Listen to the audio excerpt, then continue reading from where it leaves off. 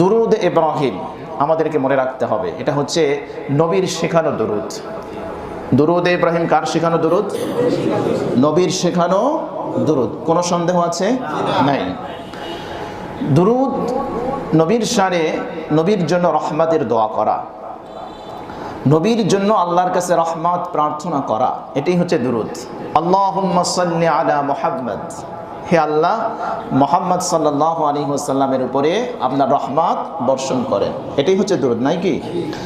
দুরুদ ইব্রাহিম এটা নামাজের মজলিস ছাড়া, নামাজ ছাড়া অন্য কোনো মজলিসে শুধু দুরুদ ইব্রাহিম পড়লে সেখানে যদি নবীর শানে সালাম দেওয়া না হয় সেটা কি মাকরুহ হবে কিনা, বা যারা শুধু দুরুদ ইব্রাহিম পড়ে তারা কি আদৌ গুনাহগার হচ্ছে কিনা, এটা আমাদের জানা দরকার আছে না? তো আমরা এটা একটু দেখি তারা কি দলিল দেয়। প্রথম আমরা তাদের দলিলটা উল্লেখ করি। সূরা আহজাবের ৫৬ নম্বর আয়াত।